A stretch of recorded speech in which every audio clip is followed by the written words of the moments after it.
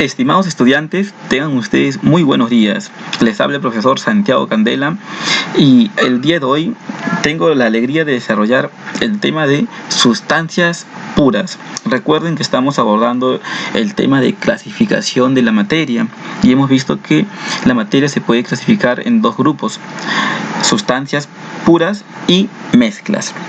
En cuanto a las mezclas, ya lo hemos desarrollado en la sesión pasada. El día de hoy vamos a concentrarnos en características, generalidades y propiedades de las sustancias puras. ¿Ok? Listo, empezamos entonces. Tenemos un cuadro en el cual se organiza la clasificación de la materia. Observamos que se divide en dos grupos, ya lo hemos mencionado, sustancias y mezclas. Lo que es relacionado a las mezclas ya no lo vamos a tocar, ok, todo lo que es mezclas ya no lo vamos a tocar, ya lo hemos explicado. Hoy nos vamos a centrar en lo que son las sustancias, ok. Entonces, las sustancias se dividen en dos grupos: elementos y compuestos, ok. Cuando hablamos de elementos, estamos hablando de que en su composición solo existe un tipo de átomo, ok. Repito, cuando hablamos de elemento, esta sustancia en su composición solo presenta un tipo de átomo, ok. Por eso en la figurita observamos solamente un tipo de átomo. Mira, todos igualitos, todos, obviamente al ser los mismos átomos, tienen las mismas propiedades, ok. Ahora, cuando hablamos de compuestos, hablamos de una sustancia que en su composición, ojo, en su composición existen átomos, sí, átomos diferentes, ok. Sin embargo, estos átomos diferentes están digamos que se combinan manteniendo la misma proporción. Por ejemplo, mírame, una esferita de color plomo representando el carbono, dos esferitas de color rojo representando el oxígeno, CO2. Por acá igual, mírame, no es que estén por separados estos átomos están, digamos, combinándose para formar, digamos, moléculas, ¿verdad? Y todas las moléculas son las mismas, ¿ya? Entonces, en conclusión, un compuesto está formado por moléculas iguales, ¿ya? Pasamos. Generalidades. Las sustancias puras están formadas por un solo tipo de elementos o por un solo compuesto químico. Ok, entonces tenemos que aclarar qué son elementos y qué son compuestos químicos. Cuando hablamos de elementos, número uno, recuérdalo, están formados por moléculas con átomos iguales, ¿ya? Profesor, ¿por qué dicen moléculas? Bueno, el término molécula se utiliza en la actualidad para referirse a un conjunto de átomos, ¿ya? Ahora, este conjunto de átomos pueden ser de átomos iguales o de átomos diferentes, ¿ok? Ahora, número 2, nos indica que los elementos se representan por símbolos o fórmulas químicas. Profesor, ¿está seguro? Claro que sí. Los elementos también pueden ser representados por fórmulas químicas. Y es que te estás olvidando de algo, campeón. Lo que ocurre es que en la naturaleza la mínima unidad de la materia son los átomos. Sin embargo, estos átomos no siempre se presentan de forma monoatómica. Muchas veces se presentan en estados diatómicos o incluso en estados triatómicos. Por ejemplo, el oxígeno. El átomo efectivamente sí es el oxígeno. Sin embargo, en la naturaleza no encuentras un átomo de oxígeno solito. Lo encuentras de a dos, formando el oxígeno que respiramos, o de a tres, formando el ozono. Por eso es que estos elementos pueden ser representados por símbolos en caso de que sean monoatómicos o por fórmulas químicas en el caso de que sean diatómicos o triatómicos. Ok. Bueno, número 3. Los elementos ya no se pueden descomponer por ningún método en sustancias más simples. Profesor, o sea que si yo tengo dos, ¿no puedo separarlo de dos átomos de oxígeno? No, señor, no puede. Ok. Listo. Ahora, vamos con los compuestos. Número 1, en el caso de los compuestos, nos dice que están formadas por moléculas con átomos diferentes. Claro está, para empezar. 2, estos se representan por fórmulas químicas, ¿ok? Fórmulas químicas. 3, sí se pueden descomponer, ¿ok? Obviamente los compuestos están formados por diferentes tipos de elementos, de átomos. Entonces, sí podemos descomponerlos, pero utilizando métodos químicos, ¿ya? Cuando hablamos de métodos químicos hablamos de reacciones. Ahora, acá quiero hacer una comparación, o como diría el profesor Miguel, un parangón. A ver, en las mezclas Los componentes de una mezcla lo podemos separar, ¿por qué? Por métodos físicos.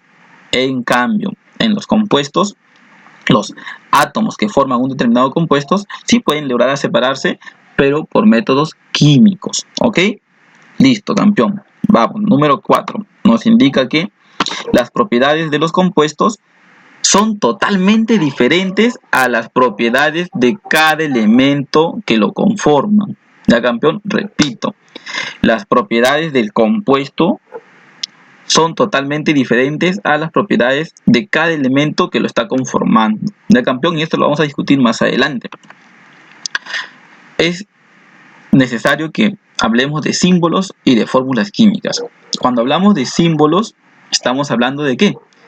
Estamos hablando de una, dos o tres letras, ¿ya? Que representan ¿a qué? A un átomo.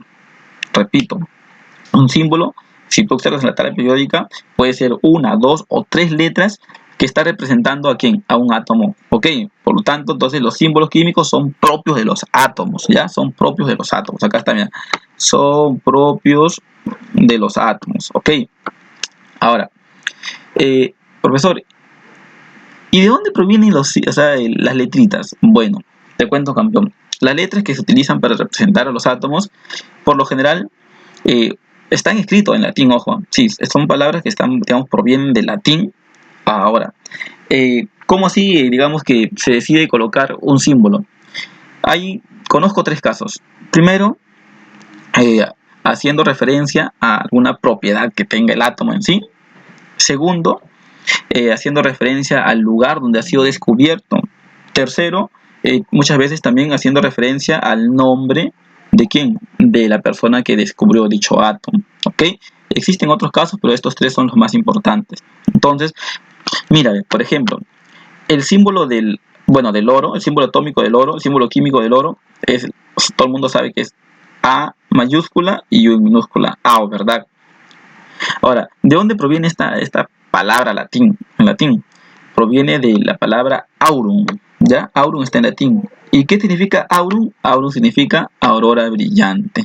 O sea, en este caso, el símbolo proviene de la característica propia de este átomo, de esta sustancia. ¿Ya, campeón? Bueno, ahora, cuando hablamos de fórmulas químicas, las fórmulas químicas, por si acaso, sí son, digamos, utilizadas para representar a los compuestos. Y en algunos casos, vuelvo a repetir, también se utilizan para representar a ciertos elementos, son diatómicos o triatómicos.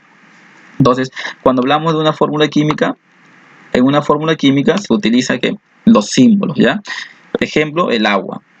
Entonces se está utilizando el símbolo del hidrógeno y el símbolo del oxígeno. Sin embargo, hay unos numeritos pequeñitos a los cuales se le llama subíndices, que también son parte de la fórmula química y nos está indicando pues el número de átomos, ¿no? O sea, ¿cuántos átomos de hidrógeno hay? 2.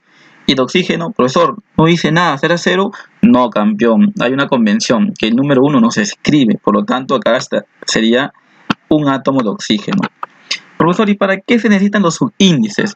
Bueno, campeón, los compuestos, a diferencia de las mezclas, sus componentes, o mejor dicho, sus átomos, sí son fijos, sí cumplen una proporción. O sea, cuando hablo de agua, siempre tendré que ver 2 átomos de hidrógeno con un átomo de oxígeno. Comparando con las mezclas, en donde podías mezclar 1 litro de agua con 50 gramos de azúcar o 1 litro de agua con 70 gramos de azúcar y seguía siendo una solución de agua con azúcar. En el caso de los compuestos, sí mantienen una proporción, ¿ok? Por eso son necesarios los subíndices. Listo, campeón. Entonces, como dice acá, los elementos como el oxígeno o el nitrógeno son diatómicos, ¿verdad? Y son representados también por fórmulas químicas. Ahí está, mira, O2 y N2.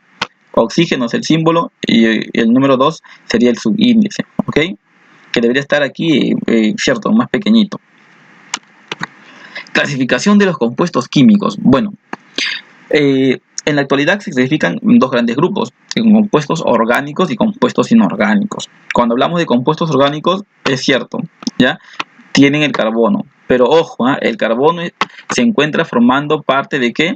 De su estructura principal, ¿ok? Parte de su estructura principal, y ahí se encuentran pues las biomoléculas orgánicas como los glúcidos, los lípidos, las proteínas, los ácidos nucleicos, ¿ok?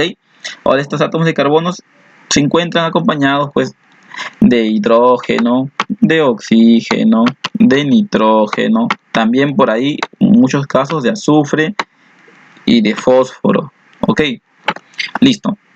Ahora hablamos de los compuestos inorgánicos. En este caso, todos los compuestos que no contienen el carbono como parte de su estructura principal son inorgánicos. Profesor, ¿y qué pasa con el CO2? Bueno, el CO2, por si acaso, campeón, el carbono no es un átomo que se encuentre como parte de su estructura principal. Ok, lo mismo ocurre para el monóxido. Lo mismo ocurre también para el bicarbonato, el ácido carbónico. Ok, entonces, ¿cuántos tipos de compuestos existen? Dos, compuestos orgánicos y compuestos inorgánicos. Ahora, si bien es cierto en el libro no lo mencionan aún, sin embargo, más adelante cuando lleguemos al tema de enlaces químicos, o sea, digamos cómo se unen dos átomos en sí, vamos a ver de que según por el tipo de enlace que presenten, también se pueden clasificar a los compuestos. Tenemos compuestos moleculares, compuestos iónicos, ¿ok? Pero repito, eso lo vamos a ver con más detalle cuando estudiemos el tema de enlaces químicos. Ahora nos vamos a estudiar las características de ciertos compuestos, como por ejemplo el azúcar. ¿Quién no conoce el azúcar? Es inevitable, todos los días digamos que lo usamos. Son cristales blancos, ¿no? Cristales blanquecinos. Ahora, te comento que el azúcar está conformado por tres tipos de átomos: carbono, hidrógeno y oxígeno. El carbono es un sólido de color negruzco. El hidrógeno y el oxígeno son gases incoloros. Y mira, cuando estos tres se combinan, forman un cristal blanquecino. Aquí estamos reafirmando que las propiedades del compuesto son totalmente diferentes a las propiedades de ¿quién? De los átomos que lo conforman, perdón. Segundo ejemplito, lo mismo, mira, la sal de mesa, no he colocado una foto de sal de mesa, todo el mundo lo conoce, son muy parecidos a los del azúcar. Está formado por sodio y cloro, ¿ya? El cloruro de sodio. El sodio es un metal plateado, muy reactivo, y el cloro es un gas, de color medio verde claro. Cuando estos se combinan, forman ese cristal transparente, ese cristal blanquecino, ¿ya? La sal. También tenemos el alcohol. El alcohol está formado por carbono, hidrógeno y oxígeno. Lo mismo, ¿no? El carbono, un sólido negruzco, el hidrógeno y el oxígeno, gases incoloros. Sin embargo, estos se combinan para formar un líquido. Ya, mira, carbono sólido, los dos, el hidrógeno y el oxígeno gaseosos, y termina formando una sustancia que se encuentra en estado líquido. Y además que es incoloro. Las propiedades del compuesto son totalmente diferentes a las propiedades de los átomos que lo conforman, ¿ya? Y para terminar por aquí, el amoníaco. Mira, el amoníaco es el NH, ¿ya? NH, por aquí está, NH3. Ahora, sí, átomos de nitrógeno y hidrógeno, ok. Este amoníaco, ojo, es un gas con un olor muy intenso. Ya, campeón, un olor muy intenso. Es más, para manejar estos amoníacos concentrados tenemos que usar mascarillas. Sin embargo, mira, tanto el nitrógeno como el hidrógeno son gases que ni siquiera tienen olor.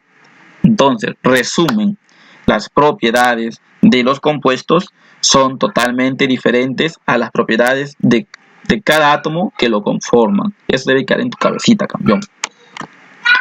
Entonces, ahora quiero que analices junto conmigo el cuadro que recuerdo y luego el cuadro de cómo voy. La pregunta dice: ¿qué tienen en común un queque con chispitas de chocolate, leche con cereal, el aire, la tierra, el bronce y una amalgama? Bueno, campeón, te voy a dar un poquito, luego tienes que averiguar. Debes saber que el queque con chispitas definitivamente es una mezcla, ¿ok? Una mezcla de diferentes sustancias. Ahora, y como queda un queque bañado con chispitas de chocolate, obviamente puedo diferenciar sus componentes, por lo tanto sería una mezcla heterogénea, ¿ya? La leche con cereal lo mismo, voy a diferenciar sus componentes y seguir haciendo una mezcla heterogénea. El aire ya es una mezcla homogénea porque no puedo diferenciar sus componentes. La tierra también es una mezcla homogénea. El bronce y una amalgama.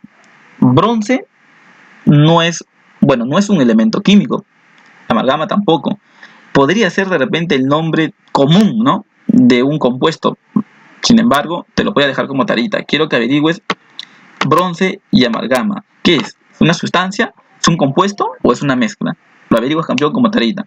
Ahora vamos al cuadro de cómo va o cómo vamos.